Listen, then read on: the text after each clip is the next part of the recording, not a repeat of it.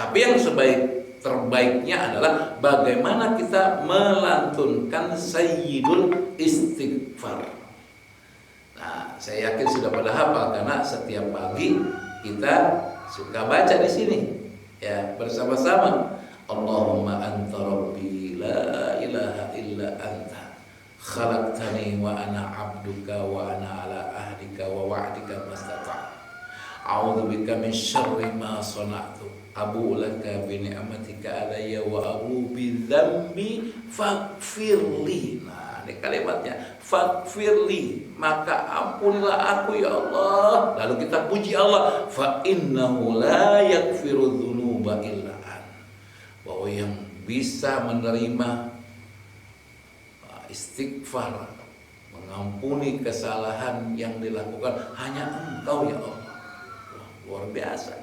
Nah, kita baca ini. Kalau bisa setiap sholat kita baca ini sebagai salah satu bentuk istighfar kita kepada Allah Subhanahu wa ta'ala. Lalu yang terakhir adalah tentang keutamaannya. Apa sih keutamaan istighfar? Banyak sekali.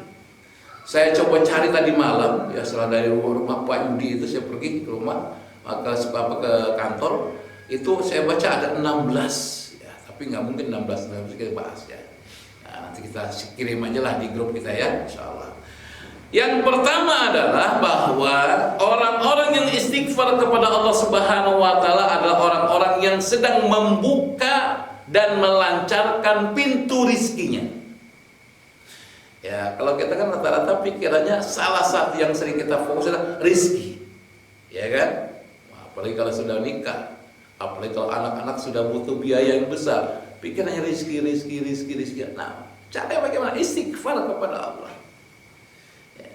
Dijanjikan sama Allah dalam surat Nuh, ayat yang ke-10 sampai dengan ayat yang ke-12, bagaimana istighfar yang dilakukan seorang hamba kepada Allah itu akan membuka pintu-pintu rizki yang tadinya tertutup. Ya. Karena memang kan diantara dampak, pernah kita bahas di pengajian kita ini walaupun tidak selesai ya, bahwa diantara dampak maksiat yang dilakukan seorang hamba itu adalah dia akan dihalangi untuk mendapatkan rizki. Maka supaya penghalang ini hilang lalu lancar, maka caranya beristighfar kepada Allah Subhanahu wa taala, perbanyak. Jadi kalau kita merasa sulit, astagfirullahaladzim, mungkin karena dosa saya lakukan ya Allah, astagfirullahaladzim, mungkin karena kezaliman yang saya lakukan ya Allah, istighfar kepada Allah. Allah mengatakan, faqultu astaghfiru rabbakum innahu kana ghaffar. Maka katakan wahai Muhammad kepada mereka, mohon ampunan kepada Tuhanmu, sungguh Dia Maha Pengampun. Maka ketika dia istighfar, dampaknya langsung diberikan Allah Subhanahu wa taala, yursilis samaa 'alaikum midrara, maka kemudian diturunkan oleh Allah Subhanahu wa taala hujan. Hujannya bukan gerimis, bukan rintik-rintik, midrara, turunnya lebat deras yang diturunkan oleh Allah Subhanahu wa taala dari langit.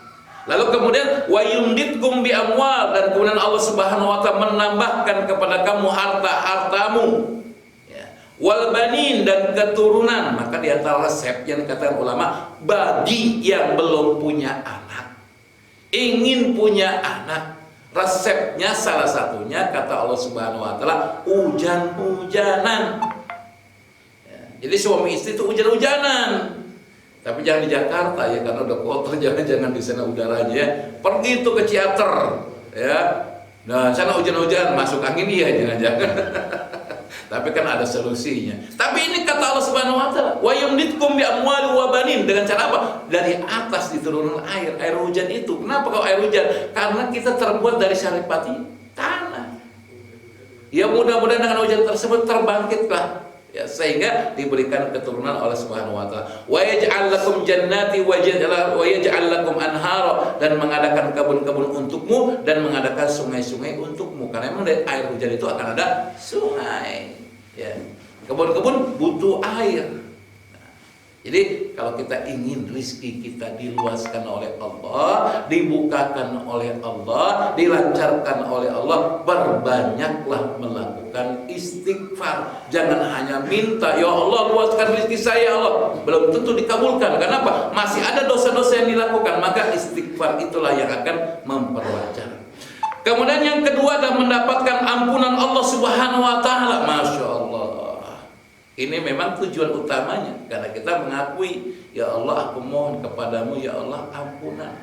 Ya, maka Allah mengatakan tadi sudah saya bacakan, wa may ya'mal su'an aw yadlim nafsah tsumma yastaghfirlah yajidillah ghafurur rahim. Nah, ini salah satu penjelasan dari ulama bahwa diampuni dosa-dosa yang kita lakukan.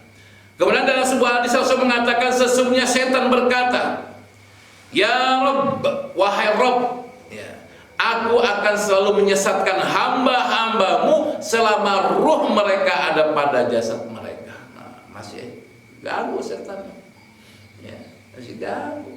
Ya, makanya kadang-kadang majelis taklim itu nggak berkah karena apa? Bagi dirinya ya, karena dia nggak fokus, ya, diganggu sama setan. Dah, lihat HP, udah ngobrol, udah nulirik ke sebelah kanan cewek dan sebagainya. Nauzubillah min dzalik. Nah, lalu Allah berfirman, demi kemuliaan dan keagunganku, ya, aku senantiasa akan mengampuni mereka selama mereka memohon ampunan kepadaku. Jadi setan itu tidak akan membiarkan kita selama masih ada ruh dalam jasad kita, tapi Allah pun senantiasa mengampuni dosa-dosa yang kita lakukan apabila kita tetap memohon kepada Allah Subhanahu wa taala. Dalam hadis yang lain Rasul mengatakan, Allah berfirman, wahai anak Adam, ya ibna Adam, innaka ma da'autani wa rajautani ghafartu laka ala ma kana minka wa la ubali. Wahai anak Adam, selama engkau itu berdoa kepadaku, berharap kepadaku, maka akan aku ampuni segala dosa-dosa kamu yang banyak, kan bahasa gitu ya.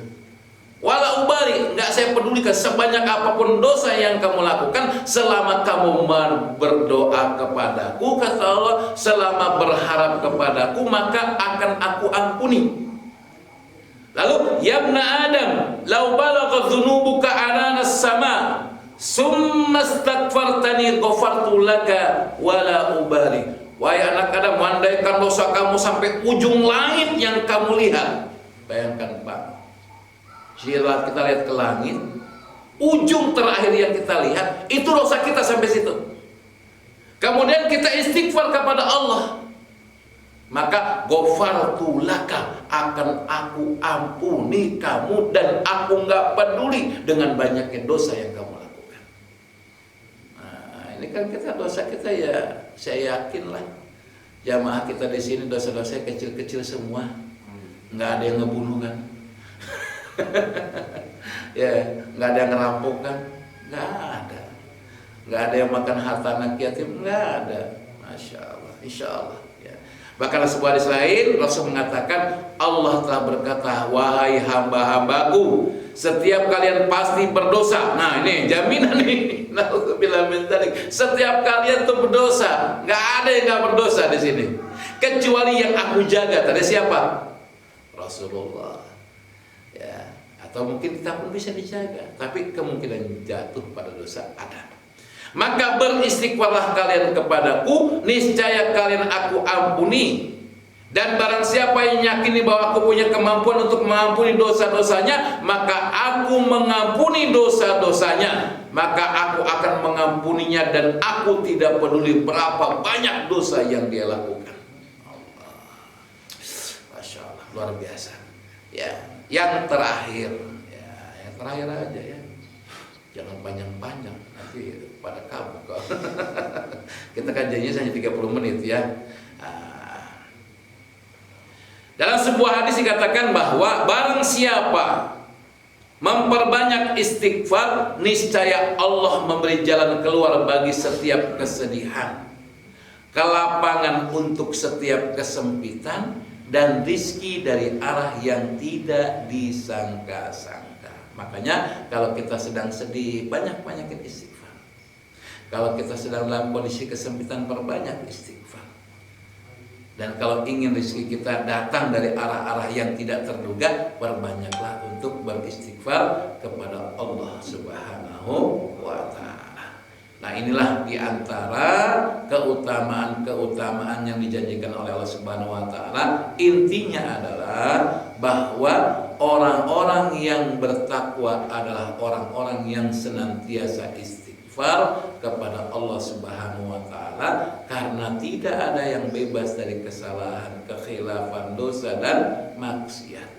Maka ketika kita istighfar, kita lakukan di waktu sahur dalam ayat yang kita bahas di sini, atau di waktu-waktu yang lain, maka Allah akan lancarkan kehidupan kita, diangkat kesempitan kita, disehatkan juga diri kita, bukan hanya berkaitan dengan hati, bahkan fisik, dan masih banyak lagi keutamaan dijanjikan Allah Subhanahu wa taala. Maka saya berwasiat kepada diri saya pribadi dan kepada jamaah, yuk kita perbanyak istighfar kepada Allah Subhanahu wa taala. Mungkin ini saja yang bisa disampaikan pada kesempatan kali ini.